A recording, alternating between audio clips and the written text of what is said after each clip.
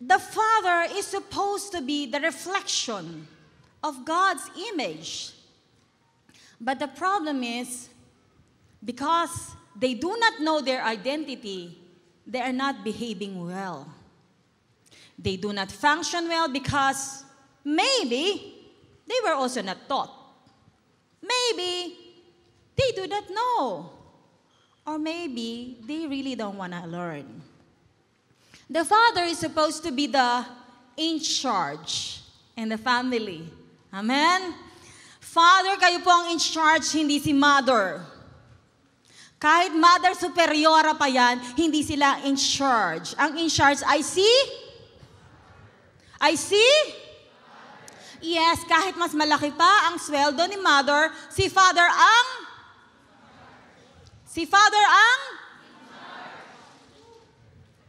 Sinasabi nyo lang yata yan eh. Today, may the Lord let you understand this. Alam ko mahirap. I really learned that the hard way. Because I am a career woman and there were times that, my salary is here and the Rev is only here. At medyo mahabang ako noon. Sabi ko parang mas malaking kita ako dito ah. Para mas marami akong benefits ah. Ba't ako pa rin nagugas ng plato? Ba't ako pa rin gagawa nito? Ako pa rin gumagawa nito? Ba't kailangan pagsilbihan ko siya? Ba't kailangan pag gusto niya, dapat pwede ako? Pagod din naman ako ah. And you know what? The Lord confronted me. And He said, you are blessed because I bless your husband. You are blessed not because you are good. You are blessed because I wanted to bless your husband. Umiyak ako. Kasi sabi ko, ano yun? Parang second-rated lang ako. Parang kung di niya siya love, hindi rin ako love.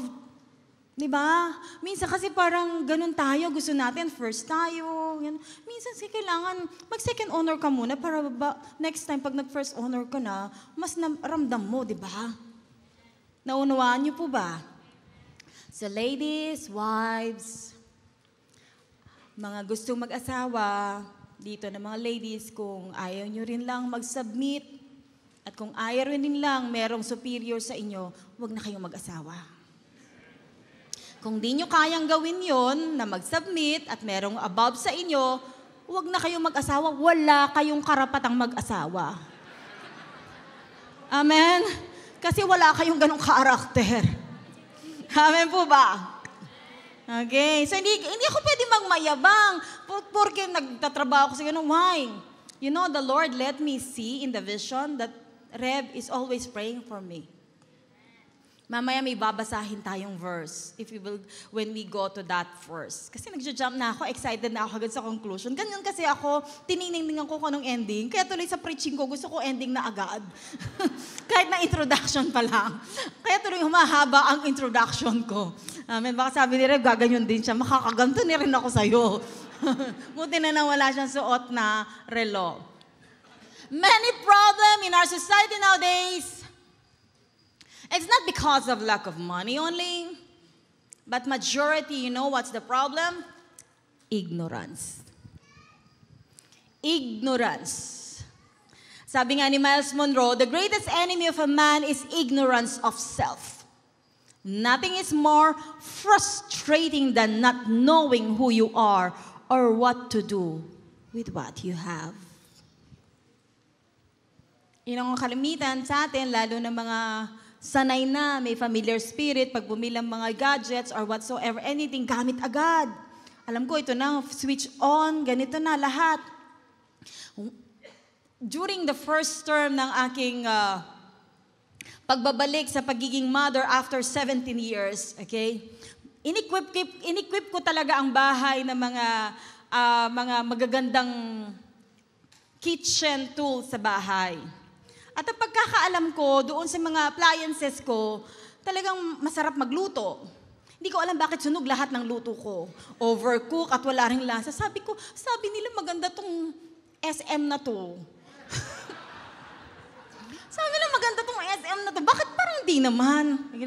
Yung pala, tapos sabi ko, akala ko pwede bang gamitin itong ano na to, pag nilagay mo sa RC1, RC2, magluluto na mag-isa tong kanin. Di naman. Ba't ayaw at ang tagal? Bakit? Kasi hindi ko alam gamitin. Hindi ko na-utilize yung full capacity ng aking gamit kasi hindi ko alam, kasi ignorante ako. Kasi hindi ko inalam, ginamit ko agad. Marami ngayon nagiging father gamit lang ng gamit. Di ba? Nagiging father kasi gumamit. Hindi alam bakit gumamit. Amen po ba? Tapos ha? Father ako? Nagugulat. Samantalang alam naman niya bakit siya naging father. Di ba? May proseso yun, di ba? Am I talking to you, Father? Di ba may process yun? Agad-agad ba yun na? Hindi naman, di ba? May process yan eh. Tapos hindi mo alam. Napaka-ignorante, hindi mo alam. Marami ang nadidiskaril ang buhay, nadidiskaril ang society because karamihan, alam nila, pag nagkaroon ng 2 lines, yung pregnancy test, father na sila. Some, they just think biological father. They are just biological father. They are not true father. Sige nga, tingnan mo yung asawa mo, kantabi mo. Mukha ba yung true father? Hey, hindi ako pumunta dito, hindi ako inutasan ni Reb para atakihin ko kayong mga lalaki, okay? Hindi porke, I am here to lift you up, whether you believe it or not, okay? I am here for you, to lift up your banner. Hallelujah. Sabi sa Psalms 82:5, they know nothing. They understand nothing. They walk about in darkness. All the foundations of the earth are shaken. Do you see? The Bible really says, the psalmist says that wala silang alam. Wala silang nauunawaan. Kaya tuloy ang dilim-dilim. At nawasak ang pundasyon. Diba kung i-dramatize natin yon? Ganon siya, sabi niya, wala silang alam. Wala rin silang naiintindihan, kaya nawasak tuloy ang pundasyon. Ganon ang drama ng Psalms 82:5. Lack of knowledge. They don't know nothing. Misunderstanding or misconception. Walang naiuunawaan sa kapaligiran. Ang alam lang, lalo na yung mga kabataan ngayon, uso kasi ngayon ang single parent. So makikiuso na rin ako. Bulaklak, okay, ng mga pananalita. At kapag nandiyan na, para silang binuhusan ng malamig na tubig at hindi alam kung ano ang gagawin. I believe, I'm talking to the single father here. Any one of you have experienced to be a single father, or you have received the message from a woman na nabuntis mo nang wala sa panahon. Dahil hindi mo nahuunawaan ang responsibilidad kapag ginawa mo yung isang bagay na yon. Karamihan, ang alam ng mga kalalakihan ay ang kululang ng kanilang katawan. Gusto nila para silang kumukulong tubig na gusto nilang mag-overflow agad. Diba, kapag kulo ng kulo at hindi agad na agapan, nakakapaso. It can cause accident. Other people, they lack spiritual sight. Spiritual sight, the Lord will gonna show to you the future. That's why you wanted to do it on your own fleshly desire. Kasi nga bakit nadadarken ka? Lack of spiritual sight will darken your life. At ang makikita mo, puro mga kadiliman. So today, I wanted you to have the understanding to have the knowledge and comprehension kung ano yung mga original purpose nyo, mga male. Bakit kayo meron ganyan? Bakit kaya si Lord nilagay doon sa host ng mga seed mo ang kanyang covenant? Hindi ka ba nagtaka? Yung host mo na pinutol, okay? Nandoon yung covenant. Alam mo kung anong ibig sabihin nun? Selyo yun. That is the seal of the covenant para, okay, takpan mo, ipihit mo, huwag mong ilabas kung hindi pa nararapat. At kung hindi pa napapanahon. I don't want to speak here with malice because this one is very sacred. Do you find yourself with malice? When you see yourself in the mirror, you yourself, when you take a bath, when you see your whole you, do you find yourself malice? No. I wanted you to see yourself that when you face the mirror, you see the covenant of God. If every male will gonna see that in their parts is the covenant of God, there will not be broken family. There will not be fatherless people. There will not be mistresses. There will not be any broken marriages. Because there is a responsible male who knows how to hold their weapon. Ang mga baril na yan, hindi yan dapat pinuputok kahit saan.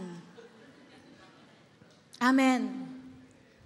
Ibinigay yan ng Diyos sa inyo, armas, upang mag-reproduce kayo ng godly offspring. I may say, godly offspring. Kaya napaka-importante na alam mo kung sino ka. Alam mo kung anong purpose mo. Nauunawaan mo bakit ginawang lalaki ng Lord. Nauunawaan mo bakit meron kang milyon-milyon sa iyong katawan. Ang sabi ng Matthew 11:15, He who has ears, let him hear. You know why Jesus Christ and also in Revelation they always say, He who has an ear, let him hear? Sineseparate ng Lord kung sino yung mga nakikinig lang at nanguunawa. Iba kasi yung simple lang yung you receive and hear the information. It is just bought an information if you just heard it. But if you understand and know it, then that's the one who has an ear. So dito sineseparate ng Lord na meron talagang mga tao na nakikinig lang at meron mga taong nakakaunawa. Tingnan mo nga yung katabi mo kung may tenga yan. Lalo na kung asawa mo pasaway. Tingnan mo talaga at pihitikin mo ng konti yung tenga niya. Ikaw makinig ka. Amen? See, being a good father is not automatic. It is learned. It is learned. You need to invest effort. Akala nyo, kapag nag-double na yung line nyo, sa pregnancy test ng asawa nyo, automatically, yes, biologically, father ka na. But a true father really takes time. You need to spend effort. You must be willing to invest on this. Now, kung gusto mo talagang maging father, you must have the room enough for a lifetime improvement. Naku, natakot na yung mga single doon, mga bachelors doon. Ayoko na yata mag-asawa. You must know the fundamental qualities. You know, we can talk about all this fatherhood for a lifetime. But today, we're just going to, state a few for you to step in. We're just going to open the door for you to learn. Because learning to be a father, true father, can be learned in your daily devotion with the Word of God. First foundation is the Word of God. When you know the Word of God, the Holy Spirit will speak to you, and you will do it, And you will be tested, especially with your wife. Kung talagang yung binasa mo ay unang-una na talaga magmamanifest sa wife mo. You know, I really have seen the transition of my husband. Nung bagong pastor po siya, talagang ang buhok niya hanggang dito. Okay? Kaya tawag sa kanya, ano yun, yung pastor na di nagsusuklay. Tapos puti-puti ang buhok niya, suot niya 6 pockets na luag-luag. Kaya huwag kayong magtaka kung maluluwag ang mga pants ng mga kabataan ngayon. Noon pa uso na yon. At tapos, ang mga sapatos niya, safety shoes. Kasi galing siya ng construction. Amoy simento siya, hindi siya amoy axe. Okay? Amoy simento siya at tatayo sa church talaga. Alam nyo, kung nagsasuffer kayong kakaupo dyan, mas nagsasuffer kami noon ng panahon ng Dallas Hotel. Kasi tinuturo niya noon, John 3:16 lang, mahigit na 2 oras siya, ikot ng ikot yung iniikot, wala pang ganito noon, may wire pa. Habang nagsasalita siya, iniikot niya ng iniikot yung mic niya ganon, hanggang sa mapulupot. Tapos aayusin na naman niya, mahigit 2 oras yun. Ang tinuturong lang niya, John 3:16. Bakit? Kasi nagsisimula pa lang siya. At that time, before that time, sabi ko, lagi ko siyang nililayhan. Sabi ko, Lord, patinuin mo naman ang asawa ko. Kasi sinasabi sa akin ng Lord, nagagamitin niya ang asawa ko, pero di ko siya nakikita nagbabasa. Then one time, dininig ng Lord ang panalangin ko sa kanya, bumili siya ng record book, yung kulay blue. Ang sabi ng Lord sa akin, magsulat daw ako. Ay, salamat Lord, answer prayer na ako. At nung magsimula na siyang magsulat, na marinig na niya ang boses ng Lord, natuto na rin siyang marinig ako. Kala pala hindi niya ako naririnig kasi hindi niya naririnig ang boses ng Diyos. Kaya mga wife, I will give you a hint, a tips lang. Tips. Bago ka marinig, kung gusto mong marinig ka ng asawa mo, isumbong mo muna siya kay Lord. Okay? I-pray mo talaga siya. Pag-fasting mo siya, pinagpa-fasting ko si Reb. Pinagpa-pray ko talaga siya. Bago siya naging Reb na ganyan, pinagpa-pray ko talaga siya. Okay? Kapag hindi ko ginawa yun, magsasuffer ako. Ikaw rin, pag hindi mo ginawa at sinimulan ngayon, ikaw rin na magsasuffer. Amen? You know what? The Lord have created Eve, fully equipped already, ready to help. Lahat ng kailangan ni Adan, in-equip na ni Lord kay Eva. Kaya, nung sabi ni Eva, pagkalalang niya, I'm here, ready to serve. Amen? Si Eva, ready to serve na siya agad kay Adan. So, lahat ng kailangan niya nasa sayo na. Kaya mga single bachelor, huwag kang hahanap, okay, ng rib na hindi nakahulma talaga sa'yo. Kapag yan hindi nakahulma at hindi yan ang design ng Lord, hindi yan makakatulong sa'yo. Magiging problema mo yan habang buhay.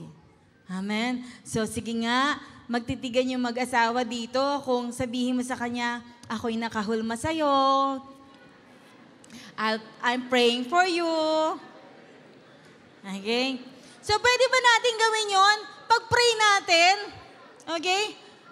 Bago nagkaroon ng ganyang matinong asawa, si Pastora Maylin, okay, nagsuffer muna siya.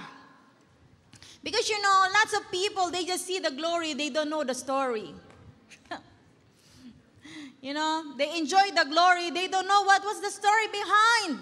What is in the making. Kaya nga maganda kung pwede nga lang sana laging pinapalabas dito yung mga behind the scene bago nagkaroon ng Wi-Fi win na ganito. At ni-enjoy ng bawat isa. Dugo, panahon, pera at pawis ang pinuhunan.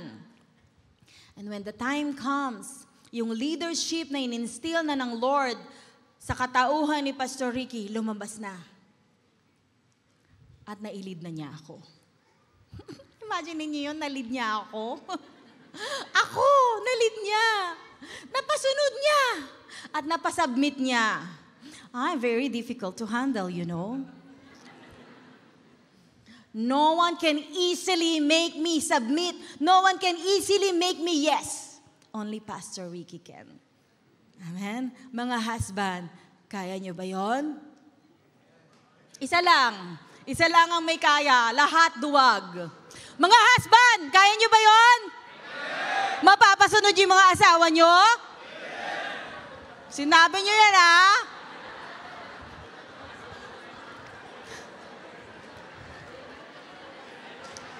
Ayan na, nagkagulo na. Kasi, ano sabi mo? Anong sabi mo? Anong sabi mo? Anong sunod? Anong sunod? Diba? Nagmadam pag si Mrs. nagmadam-madam na yun. Ano sabi mo? Wala ko sinabi, oh. Sabi lang ni Pastora, sumusunod lang ako. Di ba sabi mo, obedience? Oh, sumusunod lang ako kay Pastora. Hindi, alam mo naman, honey, obedient ako sa'yo. Di ba?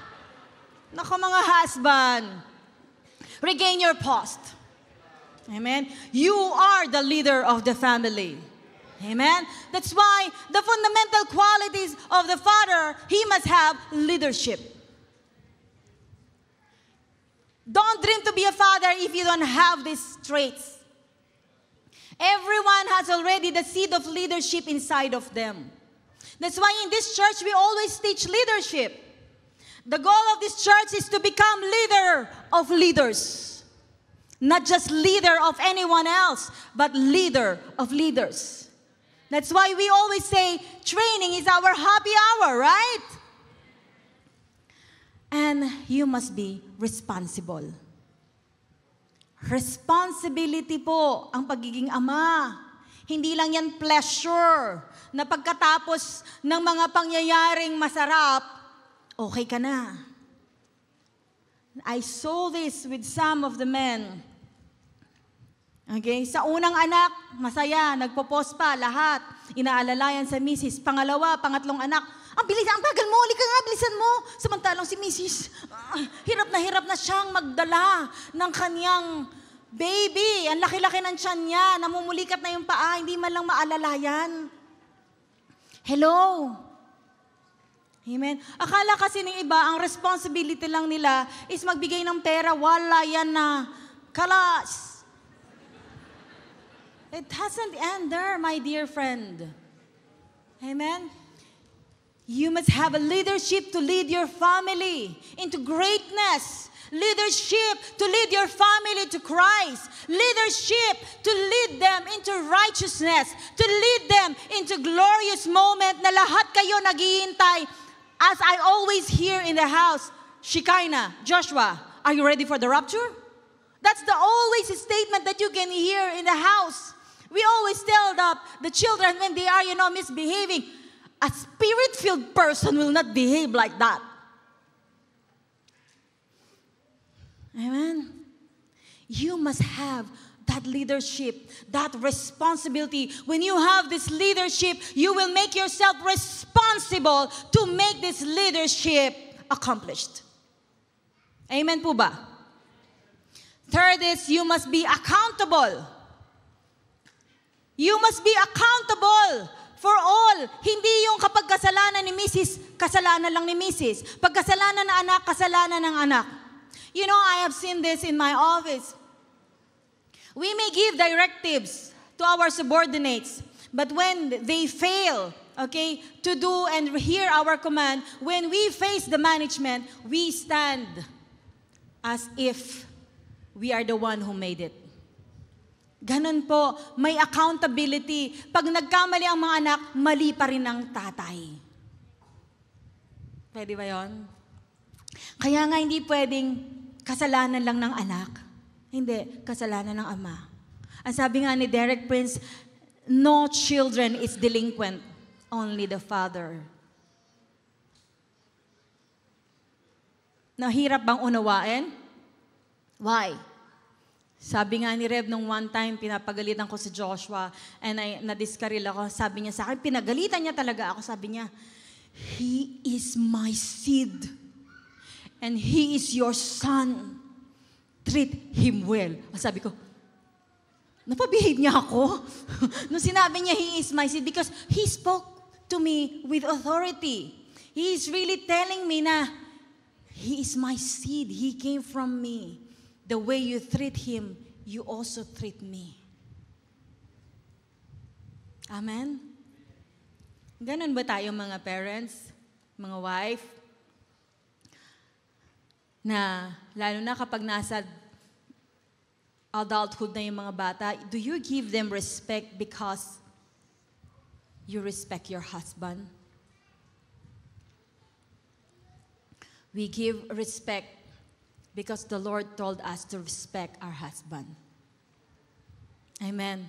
Bakit parang Father's Day ngayon, bakit pinapagalitan mo kami, Pastora? Di ba dapat sila ang pagalitan natin? It is not. This message is for everyone.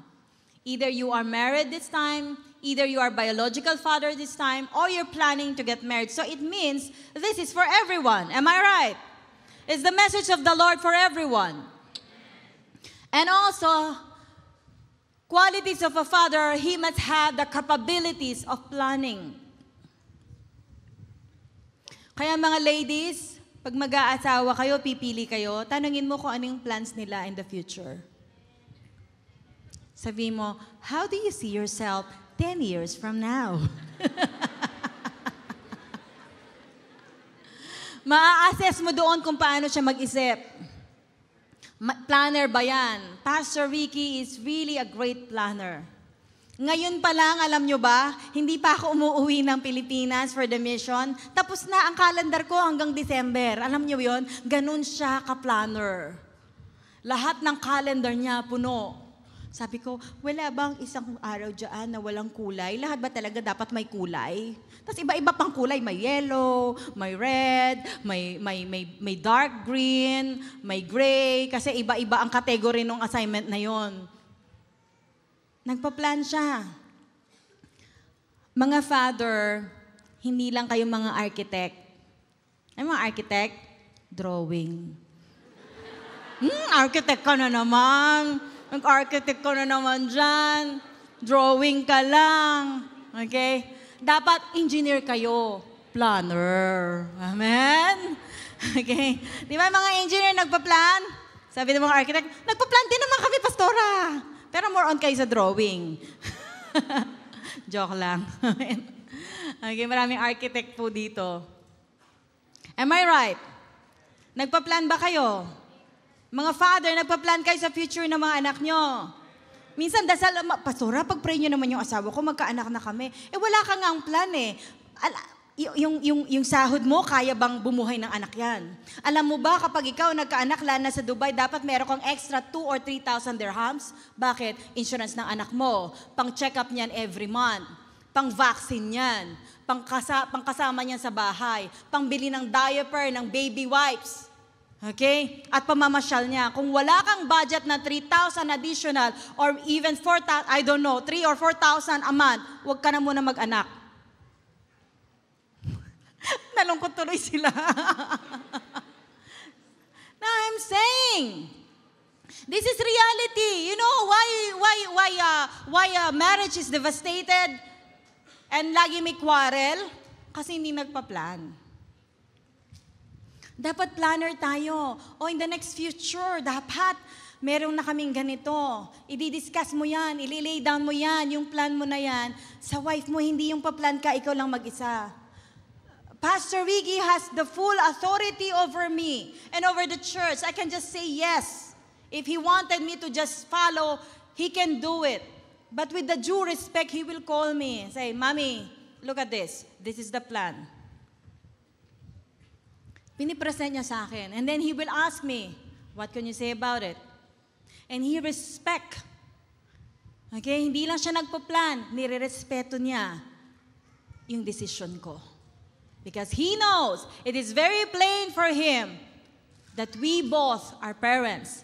And we both, okay, driving the wheels. Okay?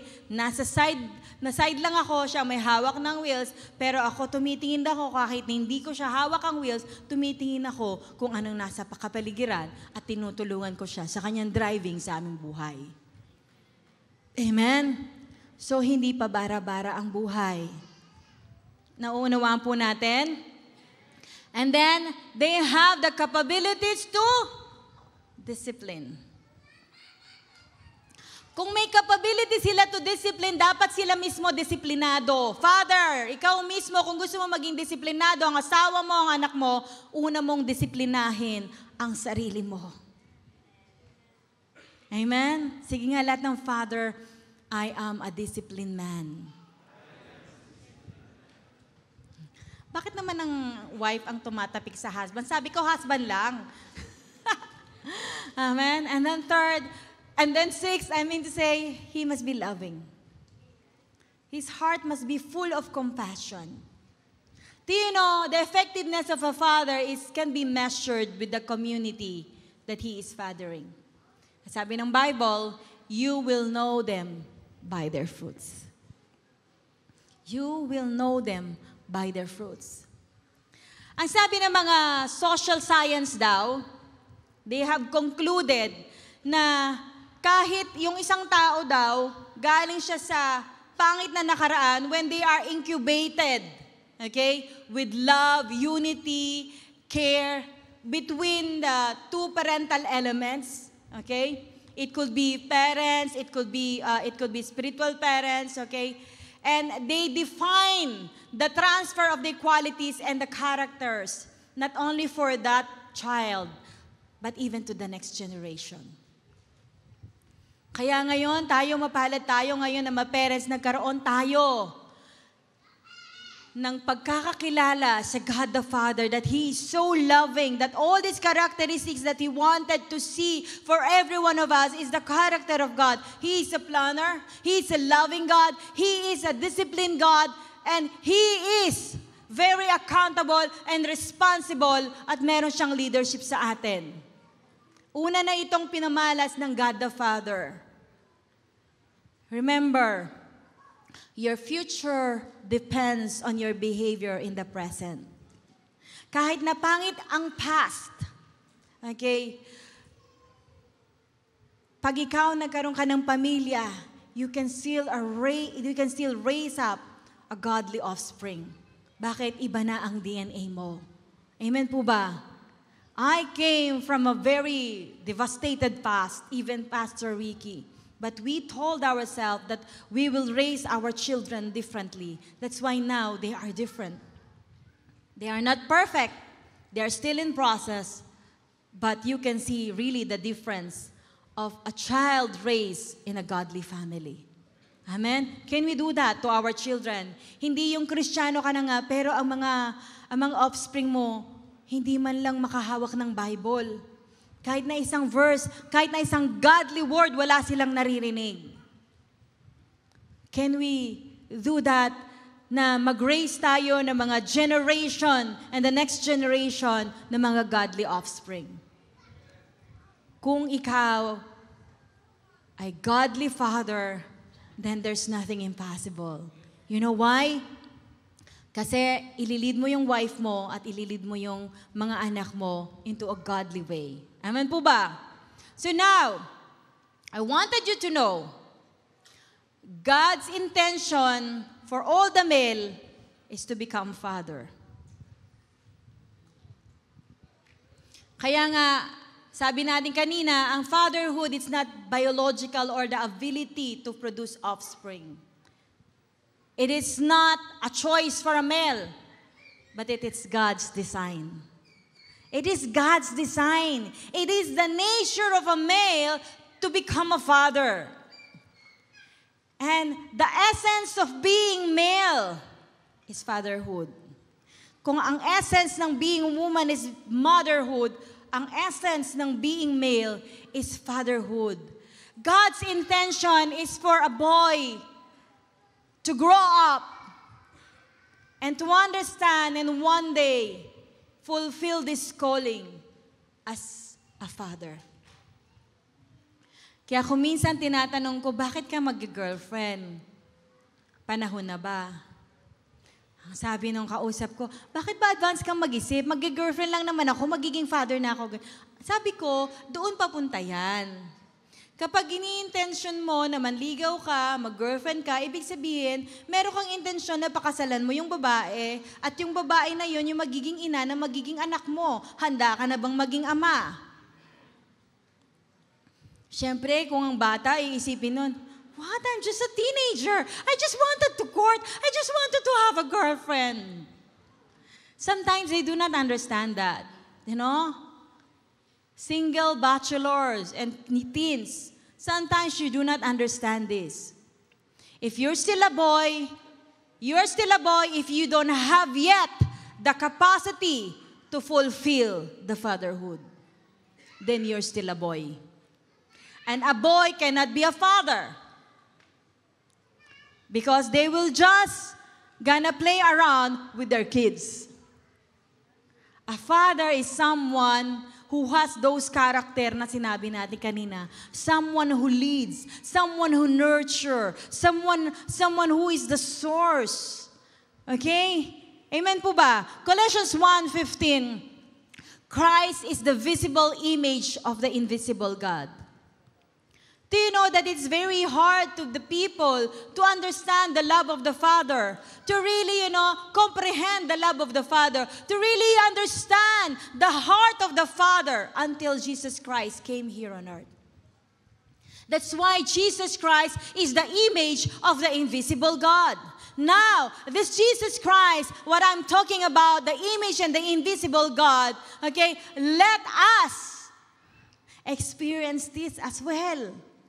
And He is living in each and everyone's heart by the power of the Holy Spirit. So, can I say this? As co-heir of Christ, we are also the image of the invisible God. Amen?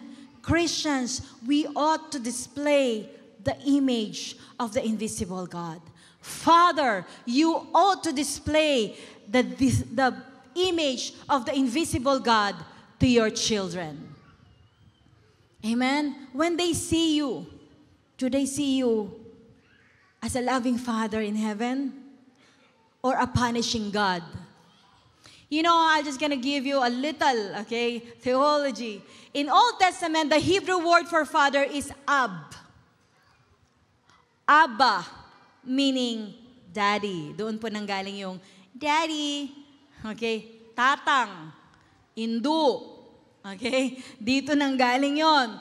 Now, in the New Testament, Greek, the word father is pater. Pater. Kaya naging father. So, ibig sabihin meron tayong Abba, Father. Diba sabi ng Bible, because of Jesus Christ, He has given us the authority, as an adopted child of God, so that we are able to call Him Abba, Father.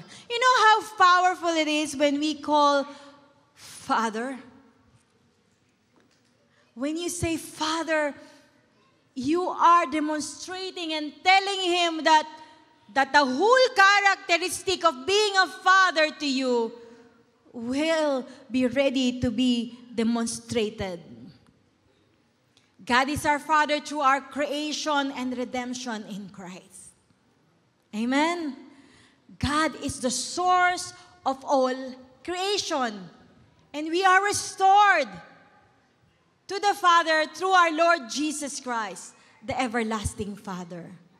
That's why can I say, everyone, not only male, biological male can be father, but all of us can demonstrate this fatherhood in our lives. By being the father, exercise this fatherhood with our spiritual children. Amen? Naunawaan niyo ang transition? Ano nga ba ang Father? He's the source. Isn't it? The Father everlasting is the source of all creation, the source of everything. Okay? That's why God designed male to have the seed. When Mary conceived Jesus Christ, she did not receive the seed of Joseph. She was overshadowed by the Holy Spirit. That's why the seed, of Jesus Christ is by the Holy Spirit. Do you understand? You are the source of the seed. God designed that body to create, regenerate godly offspring. take care of that seed. Plant that seed in the good soil so that it will reproduce godly offspring. That seed needs to be planted in the rightful good soil. Can I say this? Gentlemen, respect your seed. Do not scatter them all around.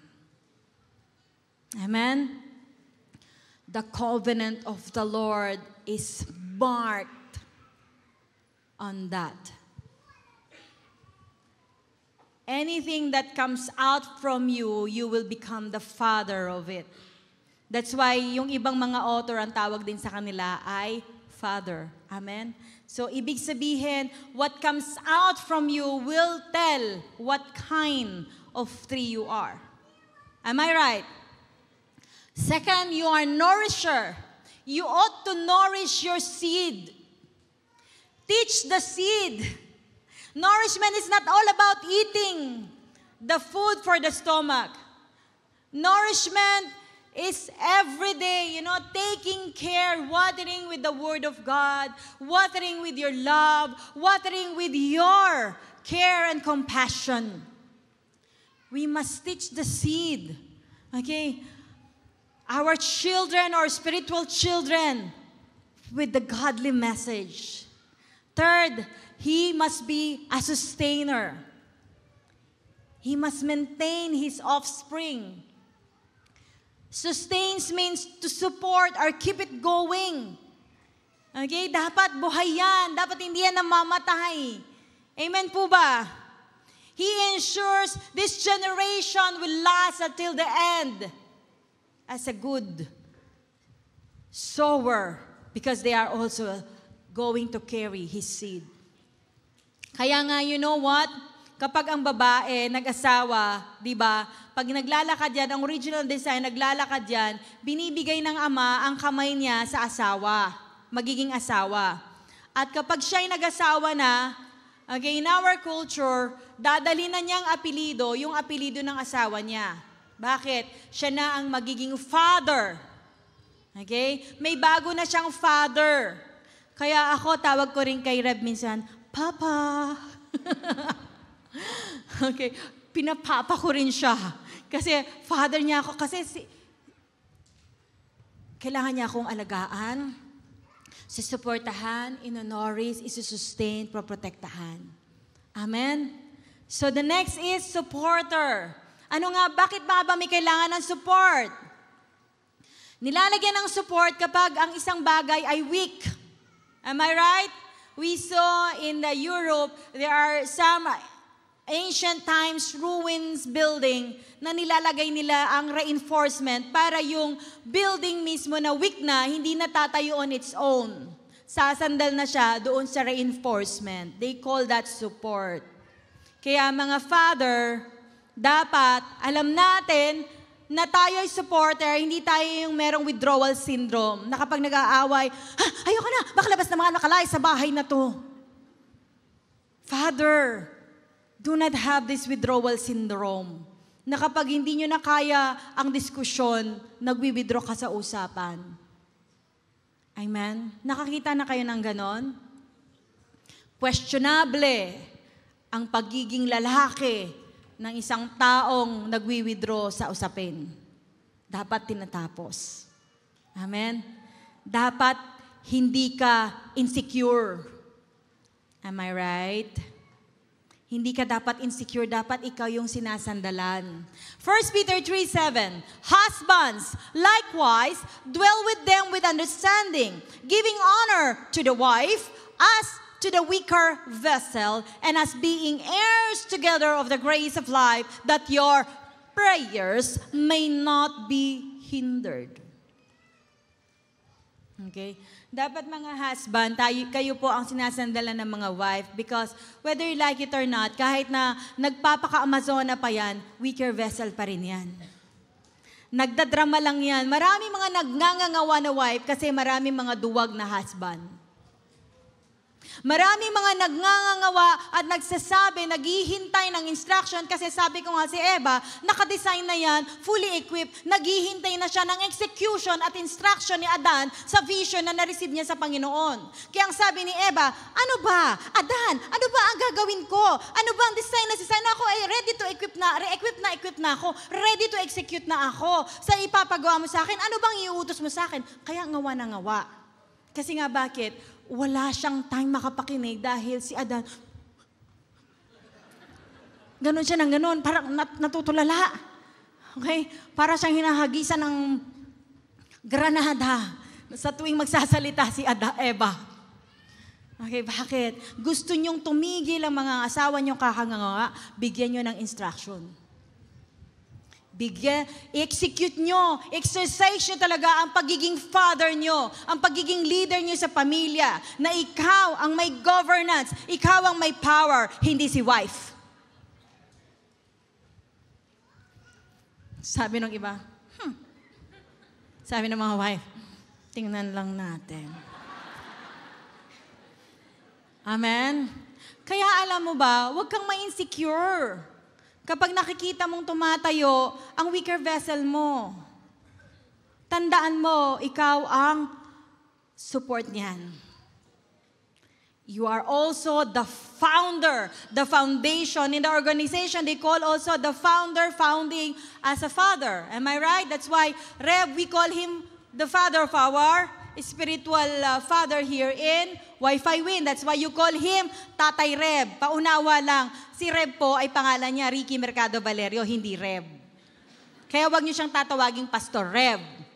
Okay? Okay, hindi Rev ang pangalan niya. Title lang po yun. Kaya nakikita namin, we prefer to call him Tatay Rev because there is a connection. There is a fatherhood. Kaya di ba sa mga network leader nyo, tawag sa kanila tatay, nanay. Kasi bakit? Sila yung tawag dito, inatasan ng Lord to look after you, to father you in your faith. And lastly, you are the protector. Okay? You are designed to protect your fruit. Hindi mo kinakain ng prutas mo para ikaw ay mag-shine. Okay? Isang responsable at matinong ama ang makita niya mag-shine ng kanyang mga seed at karangalan din sa kanya na nagsashine ng mga seed. Kaya marami mga lalaki na insecure sa mga wife na matataas ang sahod. Alam niyo kung anong problema, bakit sila insecure? They don't know who they are. Remember, there was this Proverbs chapter 31 woman called. There are lots of description they have said there. She is very good in business. She is very industrious. Masipag siya. Strong siya. Okay? But you know the bottom line? Why there is a Proverbs chapter 31? The whole chapter that talks about women, it's not all about the women alone. The purpose why there is a Proverbs chapter 31 women, it's because of Proverbs chapter 31 verse 23. It says there, so that her husband is well known at the city gates where he sits with the other civil leaders. During this time, ang mga umuupo doon sa city gate, yun yung mga merong dignidad. Dignified person sits there. The husband is able to sit there with dignity kasi meron siyang Proverbs chapter 31 na woman na na-nourish niya, na na-lead niya, na-create niya, na-regenerate niya through his leadership. Can you say this to all the husband and read this out loud to them? 1 Corinthians chapter 11 verse 7. For a man indeed ought not to cover his head, for as much as he is the image and glory of God, but the woman is the glory of the man. It means to say, the woman is your crown. The woman is your crown. Kaya kapag ang babae, ang wife mo, namamayagpag ang kanyang galing, okay? nagiging successful siya, it is not for you to be insecure. It is for you to be proud of. This is my making. By the grace of God, this is my crown. This is my glory. Amen? Magagawa po ba natin yon? Ang hirap kasing gawin. Bakit? Prideful kasi ang mga karamihang mga lalaki. Natatamaan po ang ego. 3-letter word na nakakainis at gusto kong scrambled, lagyan ng asin at sibuyas. Ig-o. Ig-o. Bisaya pala dong. O mga ig-o ka. Ay, scramble ba ang ig-o? Diba? Scrambled ko ba ang ig? Lagyan ko ng sibuyas ba? At paminta, asin, ang aking ig. Joke lang. Amen. Okay? So, husband, forget about this ego. Amen? Your wife is your glory. God, let us experience the love of the Father, every one of us. Who among you have received Jesus Christ as your Lord and Savior? Amen. You receive the image of the invisible God.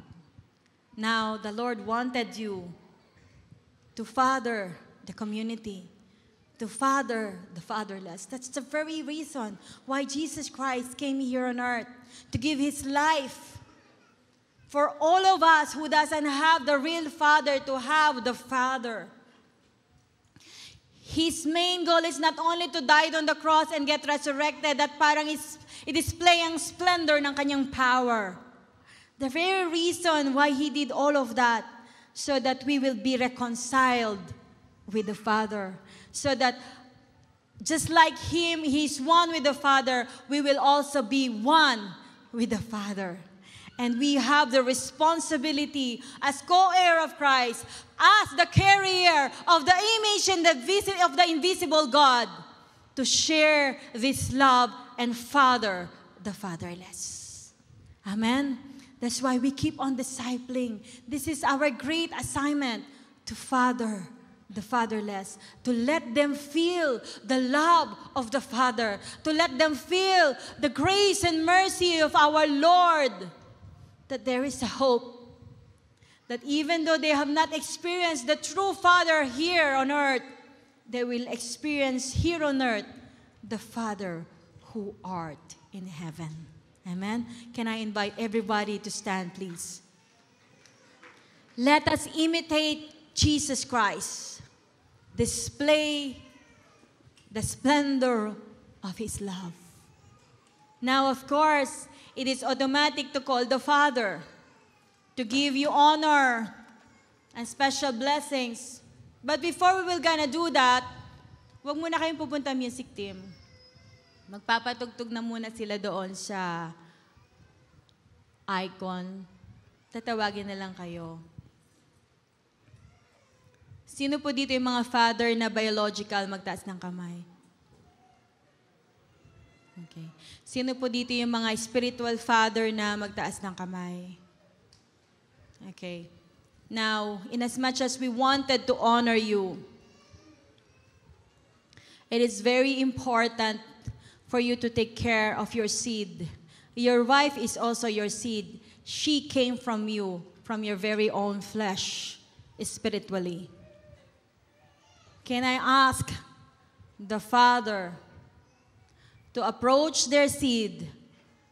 If you think you did not do your role, or maybe you have offended them, or maybe sometime in your life you did not display the true Father to them, can you please approach your seed and ask for their forgiveness before you will be honored here in front? Come on, can I ask all the father, approach your wife, your seed, your children, and ask for their forgiveness. Sabi mo, I'm sorry if sometime in my life hindi kita na-lead. I'm sorry kasi Masyado kong overpower yung authority ko. Masyado kong ine-exercise. Maybe you are a father na masyadong tough. Okay? At masyado mong ine-exercise yung authority mo kasi nasa authority ka. Now it's your time to show the compassionate love of our Lord Jesus Christ. Kagaya ni Jesus Christ, because of His compassion, He came here on earth, humble Himself to become the child of man so that we will all become the child of God. Can we also do that as a father? Okay, as a father, approach our seed and demonstrate the love of the Father to our children. It's very hard to say. You can just say, sorry. Ang sorry po para lang pagbuka ng hangin. Just say the word. A very powerful word. I'm sorry. Okay? Sabihin mo lang, I'm sorry. Okay? Your wife is also your seed. Your children are also your seed. Okay? They are your seed. Approach them and ask sorry for that, and ask sorry for all your shortcomings as a father. Now, if your family are not here, can I request you? Okay, let us do this the other way around. That instead of them just, displaying how good father you are, let them see and show them how good father you are. That you really demonstrate a true father in you. Amen? Amen. Thank you so much. Can I call on Pastor Ricky?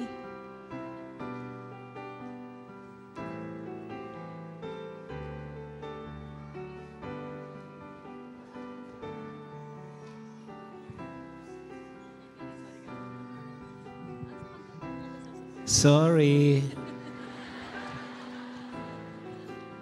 Pinaringgan ako sa mic pa. Amen. Huwag kang umalis. Diyan ka lang. Ikaw nag-umpisa nito. Tapusin mo. Amen. Kaninang umaga, minessage ako ni Kim. Sabi niya, Dad, Happy Father's Day and I love you. Sabi niya. Ang reply ko sa kanya, hindi I love you too. Sabi ko, I thank God for you are God's instrument for literally making me a physical father in this world. Okay? We don't only talk about these things. We are working on it. Because I myself, a father of 3 at wala sa labas. Palaging, hanggang ngayon, tinatanong ako ni Pastora, sabihin mo na, Dad, kung meron, para alam ko na. Some of you are still waiting to have a baby. Siguro ganito gawin natin. Habang inaantay natin yung baby, mag-training na tayong maging mabuting magulang. Alam niyo, sometimes, it is too difficult to do this role in parallel. As you are training, kaya dito sa church, training na tayo ng training. As you are training to become a father, tapos at the same time, you are already a father. Kaya kung minsan, having family looks difficult. It is not because you can't, but it is unplanned. There will always be a bottleneck in the family. Pag nagsabay-sabayan, naging father ka, lalo na pagka dumami na yung gastusin, hindi ka ready, sabay-sabayan. Sometimes, the moment you need more money, that's the time you will have more challenges about having less money. So, meron na naging father dito, meron nakapag-prepare. I pray lahat nakapag-prepare. So even kaya sa counseling, ginagawa namin ni Pastor Ryan, meron nga 180 days na sinasabi namin before maging father ka kasi we know where you are heading. And now, kung andyan na yan, wala na tayong magawa. Andyan na yan. So, we need God's wisdom, energy, and miracle for God to sustain every need, especially for us as fathers. Hindi po madali maging tatay. Kaya kung minsan, tama si Pastora, marami talagang nagbaback out na father kasi hindi nila makarry yung burden, sobra. At the same time, yung masculinity natin, gusto natin i-impose. Kaya lang kahit ganun natin, walang lumalabas na muscle. Ano? So siguro, this is just the right time. It's not, you have been pressured for what you heard. And I pray, you have been inspired for what you heard. Fatherhood is not easy. Tapos lalakipan mo pa yan ng ministry. Pagdating mo ng ministry, pag nagkabunga ka, automatic, kung wala ka sa spiritual motherhood, sa physical physical fatherhood ka, o spiritual fatherhood. Pag nagsabay-sabay yan, hindi mo naman pwedeng hindi accomplish lahat yan. That's the time. You need the intervention of the Holy Spirit to make all things beautiful in His time. Yung mga nagmamahal sa Diyos, you don't have problem for God to give you a proper timeline in everything. Kasi sabi naman niya, that all things works together for good for those who love Him. If your mistake or an error in life happened because you don't love God in the past, it's not yet too late. Whether you like it or not, you're going to face a greater challenges. As for my part, ibang may 22 ngayon, mag-15 at mag-11 na anak bilang father. So yung stages na okay na yung Burr brand, iba na ngayon. May umorder ng steak. May umorder ng ganito. Sometimes sabi ko, Lord, give us the wisdom and the means to sustain my family. Yung mentoring at saka yung advices, patindi ng patindi. So hindi lang dapat kaya mo mag-sustain, kailangan kaya mo mag-lead bilang isang father. And if fatherhood's been so difficult for you, and as a mother, palagi mo sinasabi, andyan ka, iniisip mo palagi, sana nandito ang asawa ko. That's true. But it's not yet too late. I am a product of prayer. Nakita ko yung kay Pastora. Siguro sabi ko nga, kung noon, maaga na ako na mentor ng ganito, maaga ako nang natutunan mula sa salita ng Diyos kung paano maging isang magulang. Siguro at my young age, I've been a very good father. Siguro, noon pa man, ready na ako magpastor na malaking church. So it took time for me to develop. It is not because I'm an excellent father, but I've been molded by the Word of God. To become very good father is intentional. Isa lang, nandun ako sa likod ko kanina. Sa lahat ng sinabi ni Pastora, merong isang talagang, kasi alam ko ituturo niya eh. Meron siyang isang sinabi na hindi ko pinalampas. Pinost ko actually sa Facebook, sorry. Sabi ko, kahit 40 ka na, kung isip boy ka pa rin, you are not ready to become a father. Kahit 50 ka na, isip boy ka pa rin, hindi ka pa rin pwede maging father. Because being a father requires maturity. If you are not yet at that point, tell God to help you mature. Because this task is not easy. When the time came that you will be challenged to see that the foundation of the house is not only you. Kung ilan ang anak mo, yun ang pundasyon ng bahay. Kung 4 kayo, buong pamilya, 4 ang pundasyon ng bahay. Pag isa sa pundasyon na yan bibigay, mayayanig ang bahay. Kaya lahat yan dapat lahat ng pundasyon ng bahay, lahat ng membro ng family, pundasyon ng bahay. Kailangan yan. Kaya nga may beam. Ini-interconnect ang lahat ng pundasyon na yan, ang lahat ng posting yan, for us to have a rigid roof. Ang protection natin sa anumang bagyo. Now, if you show yourself that you have been an irresponsible father in the past, it's not yet too late. It's not yet too late. Your most powerful, our most, even me, most powerful contribution as fathers to establish a healthy, productive, sustainable, supportive family is this. Father, be prayerful.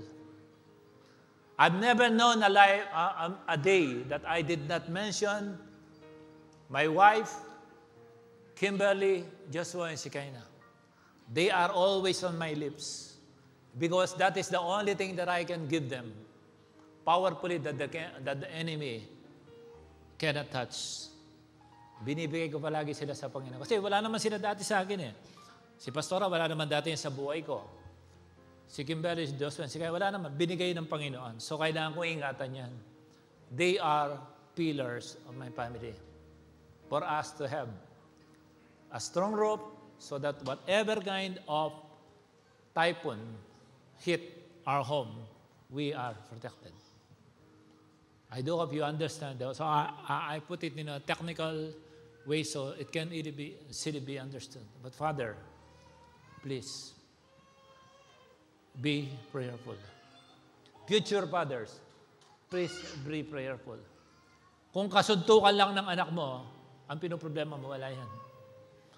Meron kang matinding kalaban para sa iyong mga anak. Bilang father, bilang head. Ang mga demonyo at si Satanas. Nanliligaw ka pa lang, nakaplano na si Satanas kung anong gagawin niya sa iyo.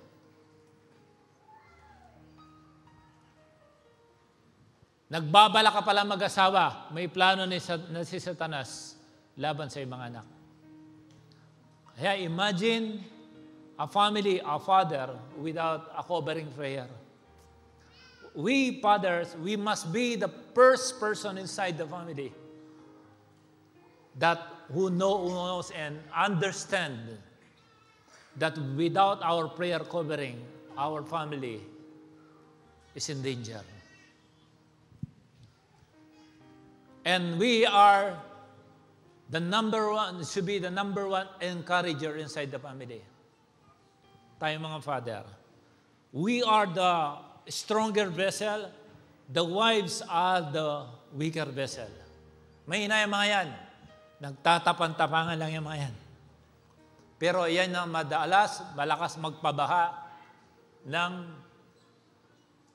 luha sa mga unan. Kasi ang dami-dami niya iniisip. Pero, please, my fellow father, let us reflect our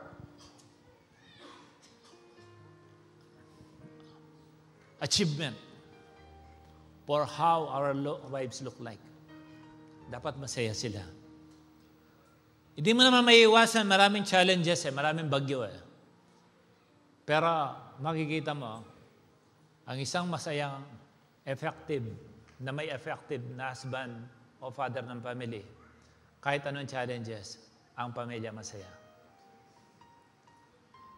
Now, Father, listen to me, and future fathers and desiring fathers, gaano ka blessed ang family mo, andito ka. Kung titingnan mo yung prison house, yung kulungan, palaging mas marami ang lalaki kaysa babae. Pumalika ka sa mga kulungan, maybe 2/3 lalaki, 1/3 lang babae. Because the problem is, we are not doing our responsibility. Being a good husband. Usually we neglect.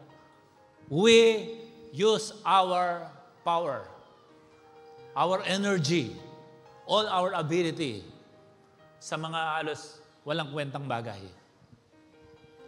Palagi nating iniisip kung paano tayo maging convenient. May time ang convenience.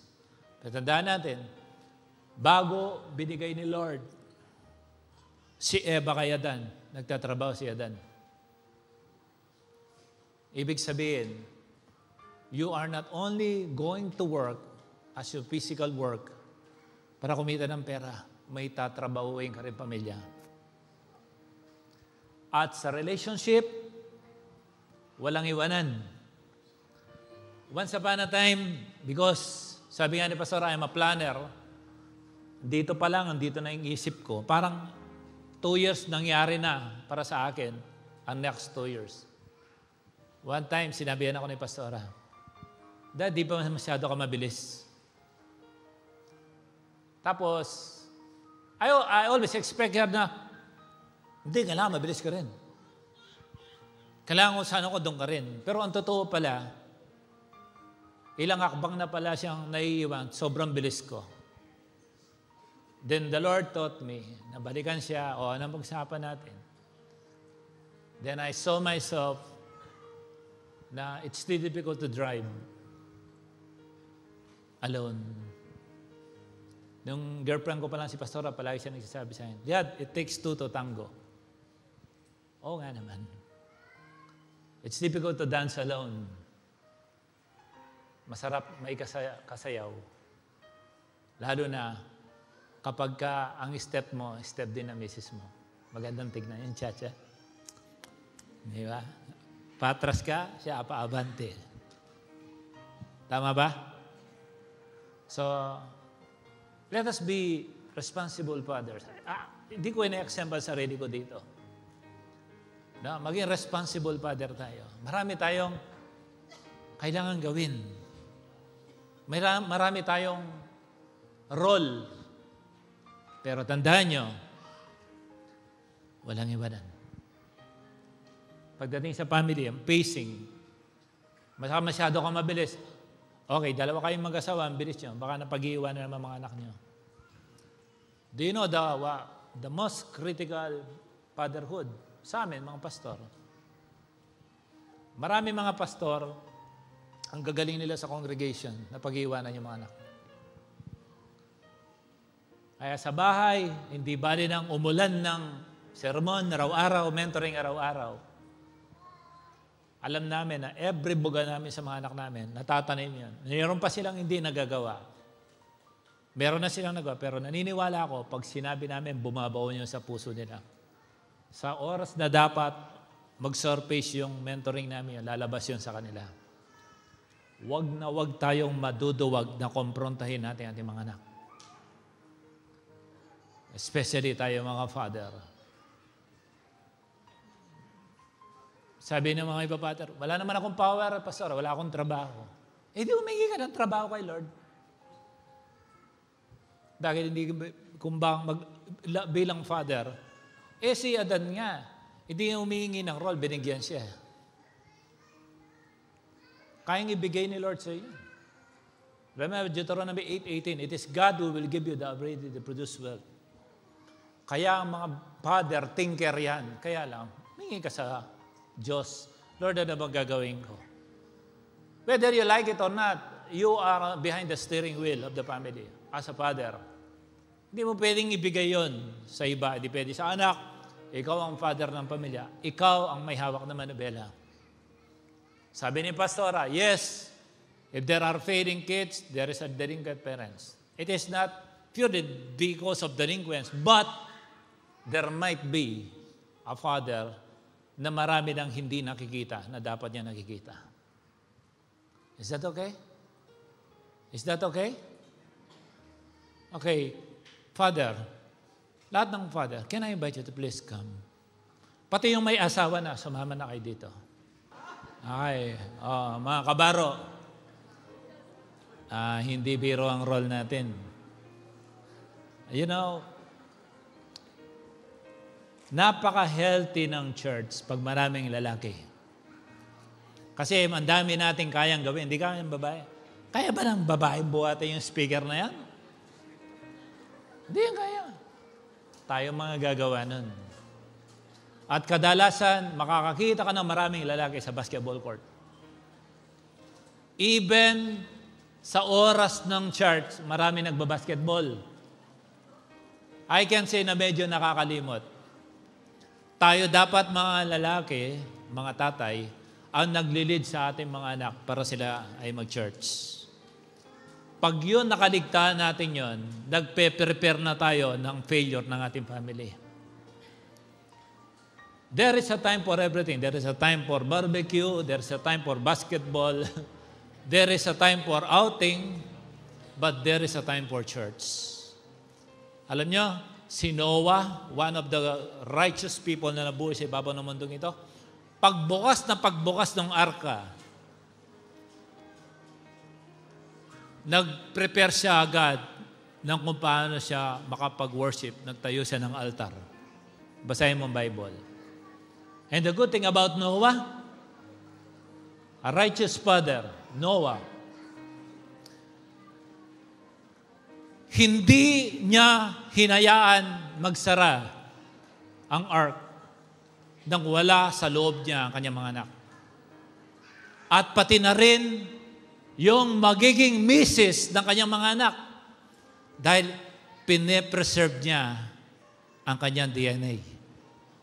Sayang, righteous eh. Sabi ni Lord, wala na akong makitang righteous. Papalubugin ko na ang buong mundo.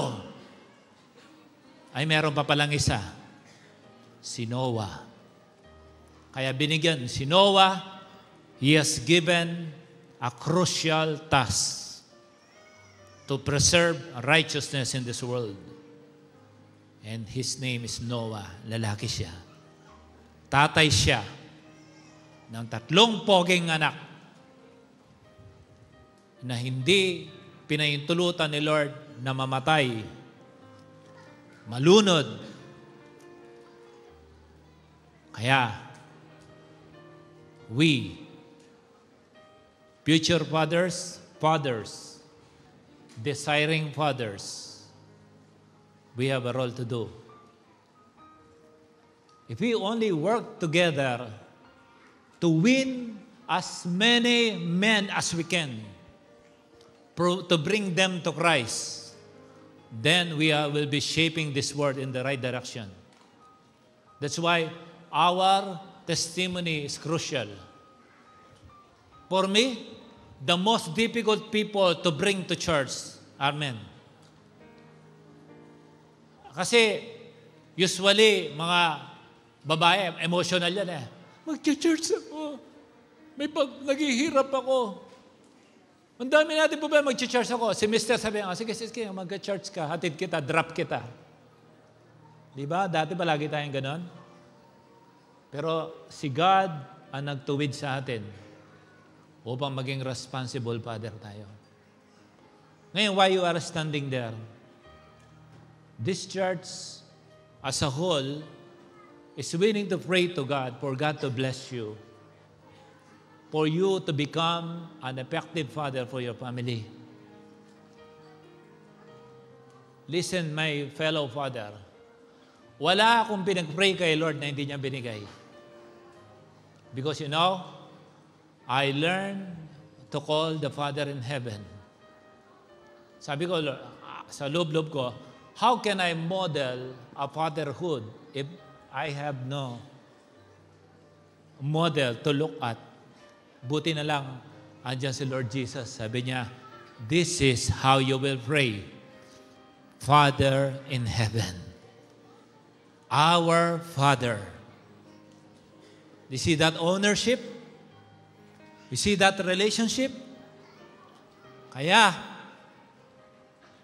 tayong mga father, pagka tayo nang naging model ng family na marunong dumalangin sa Diyos, remember this, sabi niya, thy will be done on earth as it is in heaven.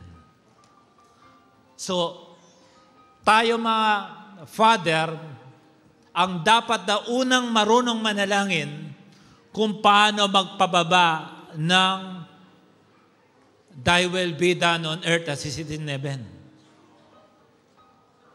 Problema, araw-araw, tinuruan na rin tayo. Give us this day our daily bread. Kaya mga father na marunong manalangin, kailanman hindi magugutom. Hindi tayo magkukulangan. Kaya nga tinuruan tayo. Sabi siya, give us this day our daily bread. So, walang problema sa bread. Walang problema sa provision. It is only a matter recognizing who you are, kung ano ka, at anong gusto mo ang makuha mula sa Diyos. Having family is easy, but learn how to pray. And I pray to God to bless you. Ano man ang mga dream mo for your family. Ano man ang mo sa Diyos.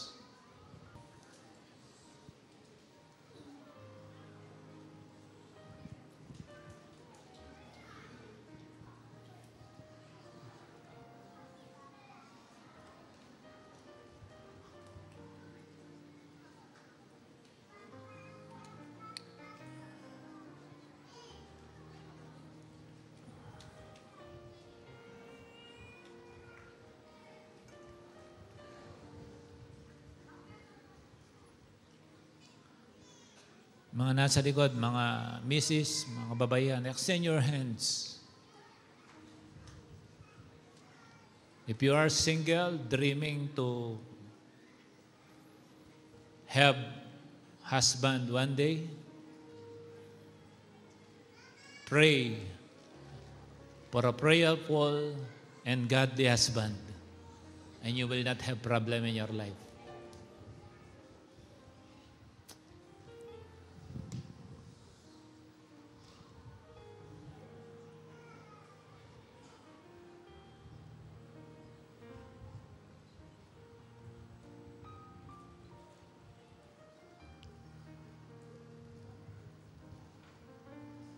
Wives, always pray for your husband. Kahit madaming sablay yan, minsan lang tumama yan, giginawa-hawa ang iyong buhay.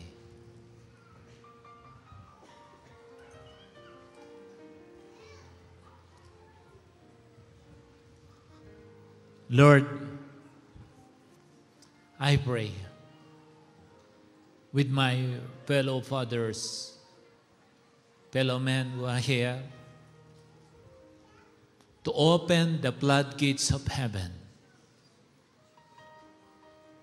to extremely bless them all with the desires of their heart.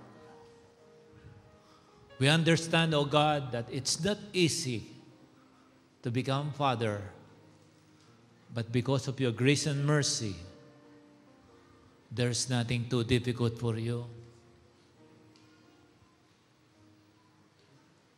There are fathers here, O God, experiencing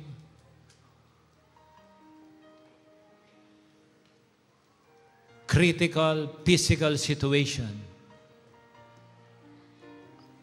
I bless your body with this prayer. Nabigyan ka ni Lord ng malakas na pangangatawan. Hilumin niya ang lahat ng iyong nararamdaman. Kasi kailangan ka ng iyong asawa at kailangan ka ng iyong mga anak. I pray to God to give you the spiritual IBAN number upang doon ka kukuha ng prosperity mo na pang-sustain sa iyong pamilya. Dalangin ko sa Panginoon na kahit kailan hindi ka magkukulangan. I pray for the miraculous power of hands of God to bless you, to sustain every need na itinatawag ng iyong puso sa Kanya. I pray for the blessing to overtake you and bless you tremendously. Na halos gabundok ang dadapo sa iyo. But with all these things that comes from the Lord, I pray to God to give you the gift of management. Management of your family, management of every provision of God. The wisdom how to handle everything.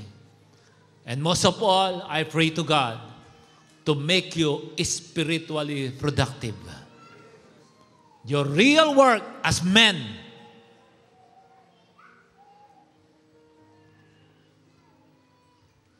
as spiritual men na titignan kang modelo ng iyong mga barkada, kaibigan. Na one day tatanungin nila, bro, paano mo ginawa?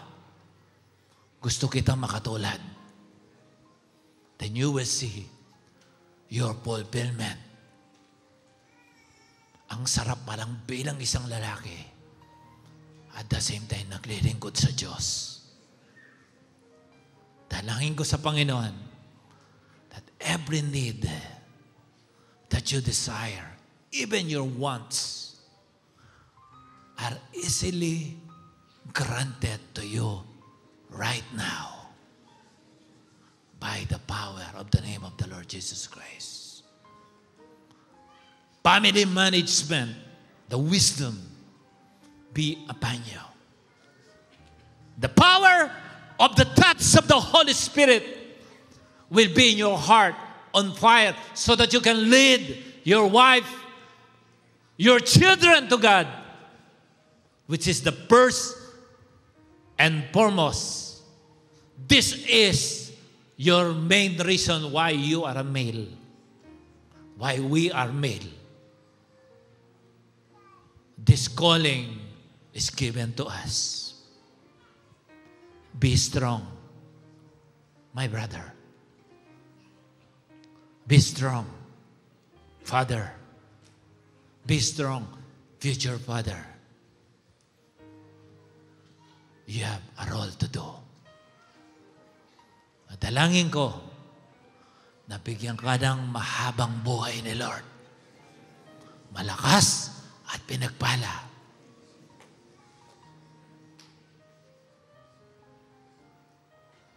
Can you raise your hands?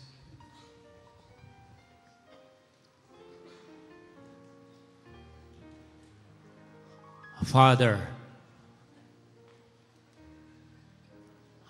I bless these hands according to thy words, that thy will be done on earth as it is in heaven.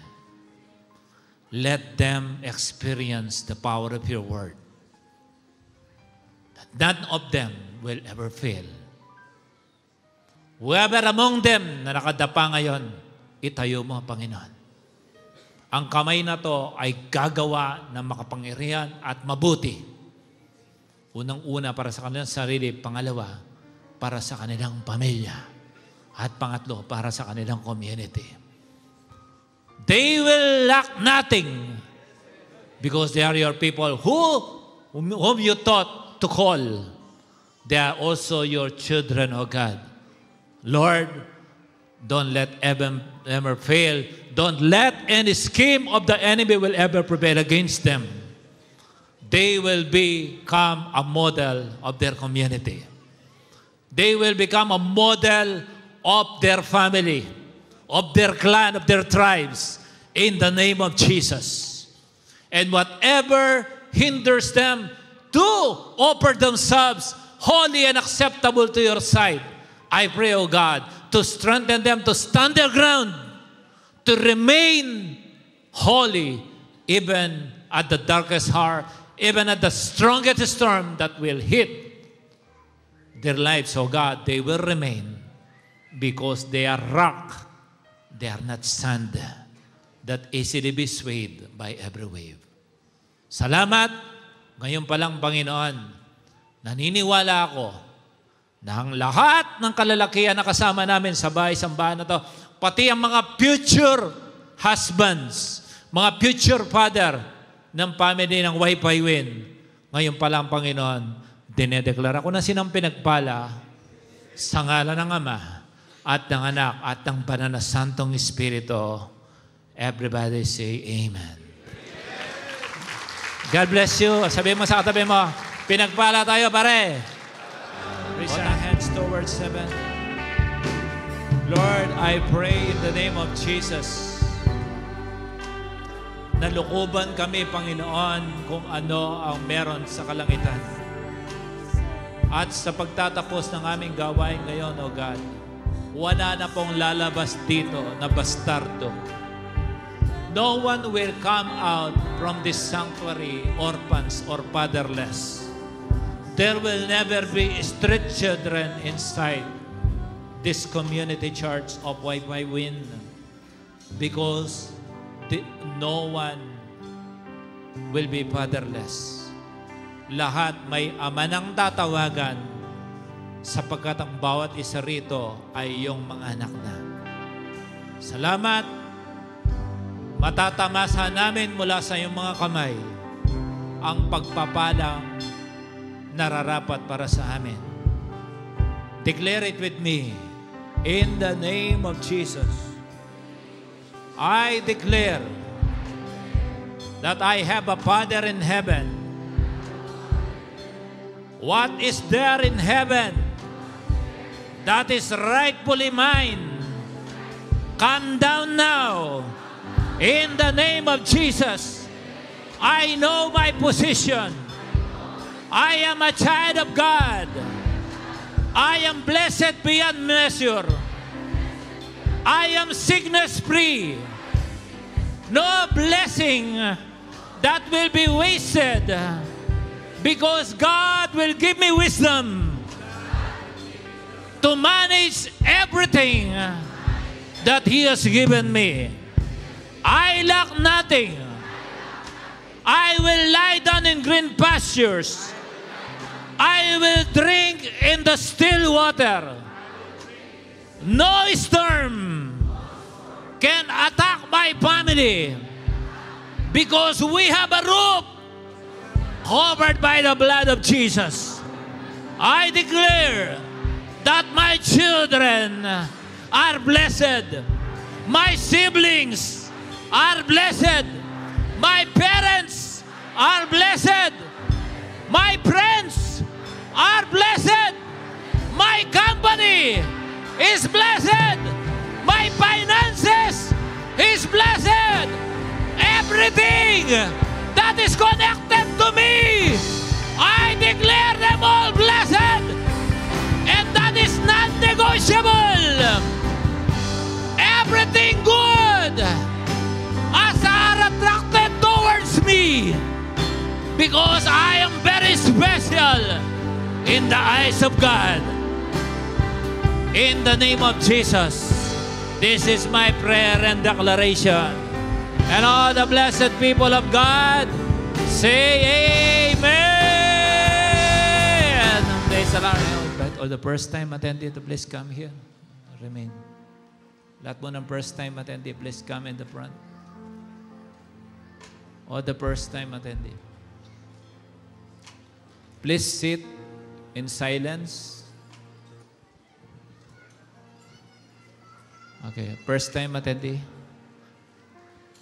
Palakpakan natin, Panginoon, dami nating. Amen. Amen. Tingin po kayo dito. Tingin po kayo dito. Wow, palakpakan naman natin si Lord. Amen.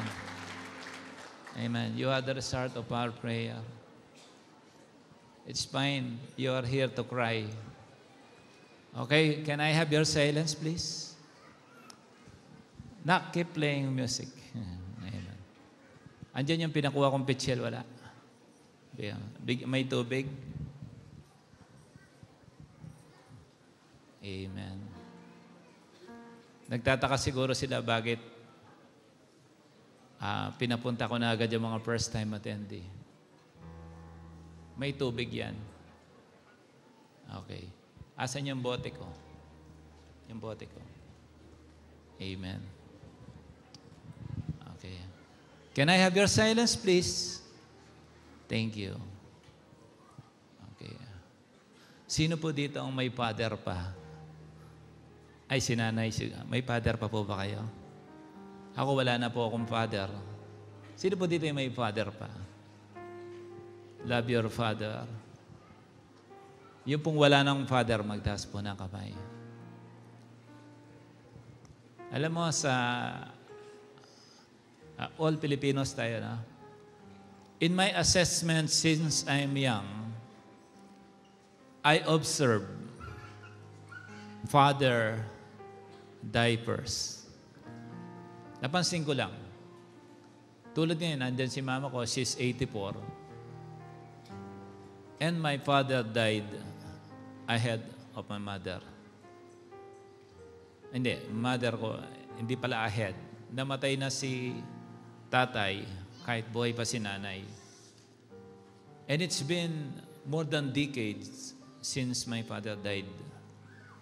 So I understand living a life without a father. Now, the thing is, most of the time, though father already died, after they die, that's the time we want to express our love for them. Medyo delay yung pagmamahal natin sa ating mga father kasi they have so much error. Si tatay kasi sinaktan si nanay. Si tatay kasi napakabatugan niya, irresponsible siya. Pero you know why Jesus Christ taught us how to pray? He started in saying, Our Father. Kung natatandaan niyo yung tinuro sa atin dati na Ama namin, sumasalangit ka. Hindi niya sinabing tatay namin, Ama. Kasi meron talagang tatay lang, pero merong Ama. Magkaiba po yun. If in your life, you have an experience, a great love with your what you call dad o tatay sa ibabaw ng mundong ito, may God today be the Ama or Father of your life. Yung true Father. Kasi the reason why God sent His only begotten Son, kaya nagkapasko, pinanganak si Jesus, di ba? Pagkapanganak niya, after more than 33 years, namatay naman siya. But His death made us alive. And His role is to restore back our relationship to the Father in heaven. Kaya sabi ng John 16, For God so loved the world that He gave His only begotten Son. Nag-iisang anak. You see that relationship? So that the Father can show us and tell us the very essence of true love. It's not only by simply loving us. Loving us means saving us from death. And all of us are in the journey of highway to death if we don't have any idea or any knowledge how to be saved. That's why Jesus Himself orchestrated to bring you here. Now, if this is your first time, He orchestrated this moment, you are here for a reason. Before they constructed this whole building, God is already thinking about you that one day you are standing there.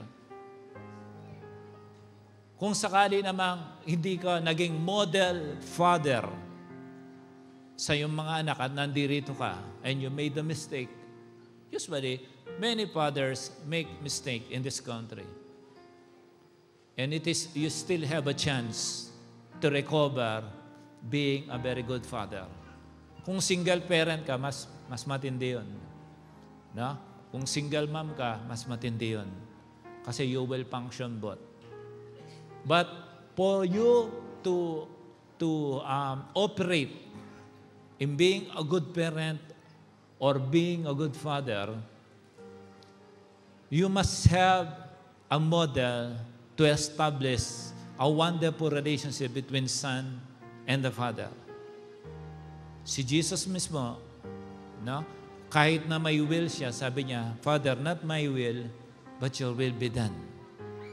It is about true is that dahil sabi niya, dahil sa mga pagmamahal mo sa mga taong ito, kahit ako'y mamatay na para sa kanila, gagawin ko kasi yun ang kalooban ng aking Ama. So, yung sinabi ng Bible na He gave His only begotten Son, yung gave na yun yung sacrifice. Sacrificing His only Son. If you will realize this amazing love that God has done for all of us, that is the reason why you are here. And we've been praying for you for a long time, and this is your turn. That's why you are here. Hindi niyo ako kilala, hindi ko rin kayo kilala, pero kilala ka ng Diyos. Bago ka tumayo dito, may pangangailangan ka sa isang tunay na Ama. Kahit na nasa iyo na ang buong sanlibutan, kung wala kang tunay na relasyon sa Diyos, hindi magiging masaya at masaganang yung buhay sa ibabaw ng mundong ito. My illustration is ready? Ready ba sila? Halika. Kunin mo yung table ko rin. So I want to do this for a long time. May lamang ba? Para sa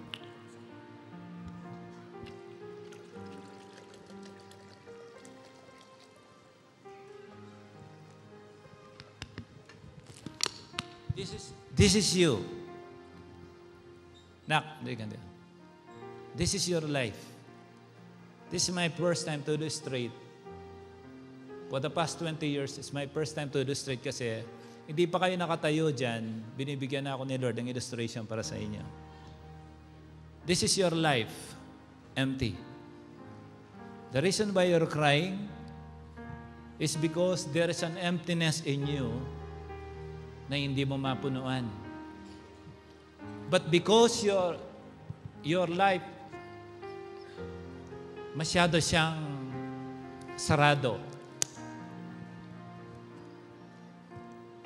No one can penetrate your life because deep in the secret, only you, yourself, and God knows who you are. But the reason why whenever whatever you do to hide yourself, palagi ka nagsasurface. Kahit anong lubog mo dyan, kahit anong baliktad dyan, lalabas ka pa rin. You know why? Because of that emptiness. And you are here, the Lord wants to fill that emptiness.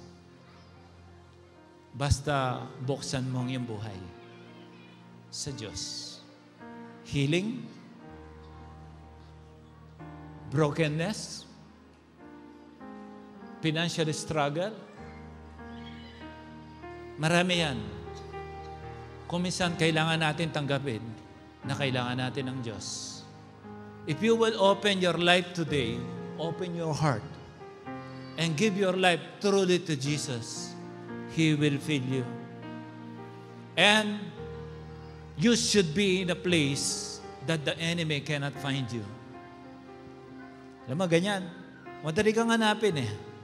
Kasi kahit anong gawin mong paglubog sa sarili mo, kahit anong pagtapan mo, kahit magpariban ka pa, kahit magpasalong ka pa, kahit bisan mo na ang sarili mo na lahat ng beauty things of this world, ilulutang at ilulutang ka pa rin kasi saradong puso mo. But after you accept the Lord Jesus Christ as your Lord and personal Savior, and it is you open your heart, then the Lord will start to fill you. You know, technically, hindi na yan lulutang. Tama ba? Tama? Kasi pinapasok mo na ang mabuti sa buhay mo. You understand? Now, the Lord, I love this illustration because today, the Father in heaven wants to fill that empty void in your heart. Perhaps you've been seeking this for a long time. But it is only now God confronted you and brought you here. Kahit ako noon, ang hirap kong papuntahin sa church. Kasi because I have so much belief in myself, I can do everything by my own. Ayoko, hindi ko kailangan isiwalat o bakit, but itatago ko na lang ang buhay ko. Pero alam mo kapatid, the moment na inopen mo ang heart mo, hindi ka na kailangan sumabog from within. Pag nag-submerge ka, the enemy cannot find you. Is that okay? Is that okay? Can we have an open heart? You're not here to change religion. You are here to have the right relationship with the Lord Jesus Christ. Yung tamang relasyon. Yung totoo. Yung walang takip.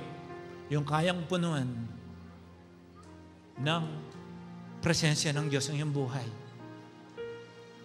Walang void. Walang space. Walang retention ng hangin. Lahat punong-puno ng yakap ng Diyos. Ganon ang buhay na may tunay na Ama. Is that okay? Now, the only way, that's why Jesus taught His disciple how to pray, sabi nila, Our Father, so that our relationship to the Father will be established through Jesus Christ. And that time when Jesus is still walking in this world, sinabi niya yon. Di ba namatay si Jesus? On the third day, nabuhay siya maguli. He stayed for a few days until He sat down at the right hand of the Father. Pero sabi niya, don't worry, I'm going to send the Holy Spirit so that He will be with you for the rest of your life in eternity. So si Lord, sabi sa book of Isaiah, He is the everlasting Father, wonderful Counselor, Almighty God. Kasi kahit umalis na si Jesus, hindi pa rin niya tayo pinabayaan. Sabi niya, hindi niyo na ako makakasamang physical, pero ipapadala ko ang Holy Spirit para makakasama niyo na habang buhay. The reason why we have emptiness in our heart is because of the lack of true relationship with the Father. Through His death on the cross today, pupunuan ni Lord ang void na yan. Is that okay? Okay ba yan? Klaro po ba? Now, imagine if the Father in heaven has everything for you and me. Now, we have the right to call Him a Father. Kailangan maging anak muna tayo. And for us to become sons and daughters of God, we have to accept and believe to the Son He has sent for all of us to die so that all of us will be saved. Pag tinawag ka ng anak ng Diyos, kailangan ligtas ka. Tama. It is useless to be called as child or daughter or son of God kung hindi rin tayo ligtas. So, ang ultimate intention ni God na ang lahat ng tatawag ng Ama sa Kanya, yung tunay na may relasyon, puro ligtas yun. And the good news is, ang salvation, wala pong bayad. Sabi sa Ephesians, no? Sabi sa Ephesians, ang salvation, gift po siya. To sino po dito may regalo? Pwede pong pakalis ng konti. Sabi niya, for it is by grace you have been saved through faith. It is not from yourself. It is the gift of God. So lahat po na narito ngayon, first time attendee, kahit yung dumating last Sunday, mga darating pa sa susunod na Sunday, palagi silang binibigyan ni Lord ng regalo bago sila lumabas dito. Ito yung maraming tao, meron na lang lahat sa Kanya, sa mundong ito. Gift na lang ng kaligtasan ng wala. Ngayon, kukumpletuhin ni Lord yun. Yun yung void. But because it is very clear that if you open your heart, your life to Jesus, He will fill that empty void. At sabi naman sa Romans 10:9-10, hindi pala mahirap maligtas. Madali lang pala. Sabi ng Bible sa Romans 10:9-10, if you declare with your mouth, Jesus is Lord, and believe in your heart that God raised Him from the dead, you will be saved. Of course, believing follows obeying. Hindi pwedeng naniniwala. Ibig sabihin yan, maniniwala ka na, ay, mayroon pa palang chance magkarelasyon sa amang nasa langit kahit gaano ako katindi ginawa sa kasalanan. Kahit pumatay ka pa, kahit nang babae ka pa, kahit ginulo mo yung pamilya mo, kahit nagnakaw ka, it doesn't matter. What is important here, kahit winasak mo ang buhay mo, nandito ka para buuin ng Diyos. Kaya hindi ka lalabas dito nang walang regalo. Yung regalo yun, yung kaligtasan. At hindi na maliligtas ang paa mo, maliligtas ang buong pagkatao mo. Yun ang maganda doon. Simple lang, sabi niya, for it is with your heart that you believe and are justified, and it is with your mouth that you profess your faith and are saved. Pag pala sinabi mo sa iyong bibig, di ba nung nag-create si God, let there be light and there was light, whenever you speak, something happen. Kaya lahat ng binigkas mo sa iyong nakaraan, simula noon, kahit nagsalita pa ka ng sumpa sa asawa mo, sa sarili mo, sa iyong mga anak, minura mo, salita yon, kapangyarihan yon. Mababaliwala na lahat ng sumpang yon. Basta magdesisyon kang baguhin ni Lord ang buhay mo mula sa araw na ito. You can recover everything. Do you believe that? Do you believe that? And God will bring life to your real life today, and your life will never be the same again. So simply lang, I will not lead you into anything other than the Word of God. Simply, we will profess our faith and believe in the Lord Jesus Christ. And I did the same prayer April 26, 1999. And God completely changed my life. Is that okay? O simple, may gagawin po tayo. Can I invite you to please close your eyes and bow down? And you can repeat after me. If you did this prayer before, you are not serious. This time, make it serious. Because we are getting closer and closer to the end. And God loves you. That's why He brought you here. Sige, repeat after me. Say, Jesus. Sige po, kahit hindi malakas, kahit bulong, dinig na din Diyos. Nakatayo si Lord. Tinitignan ka niya sa oras na ito. Sabihin mo, Jesus, I declare that you are the Lord of my life. From my heart, I believe that the God in heaven raised you from the dead. I thank you for the blood shed on the cross of Calvary. And I am willing to embrace that grace through your blood to completely wash away all my sins that I still remember and all the sins that I have already forgotten. Thank you for this grace of salvation.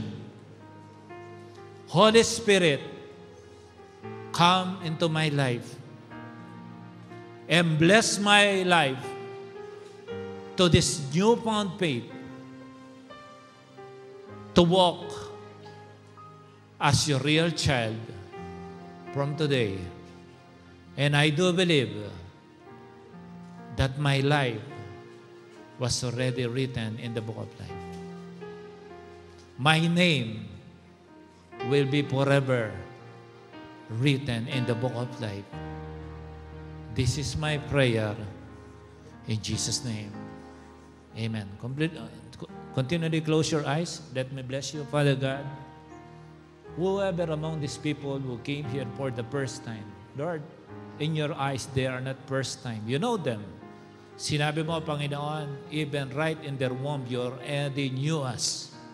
And Lord, whoever among them, O God, are so crucial at this moment with their relationship with their family, with their finances, with their health, with their job. Lord, they came here for a reason, hoping a touch of your care as a father. Lord, they will never leave this place as orphans. And I pray for the complete opening of heaven to bless them. Yung blessing, Panginoon, na dinudulog nila sa kanilang mga puso. ipagkaloob mo po sa kanila sa oras na ito. Maraming salamat. I do believe, God, they are so important to you and they are also so important to us. Thank you for bringing them as a part of this family. In Jesus' name, we love them. Amen. Thank you very much for coming. God bless you. And Happy Father Day in advance sa mga father po. Sige po, salamat.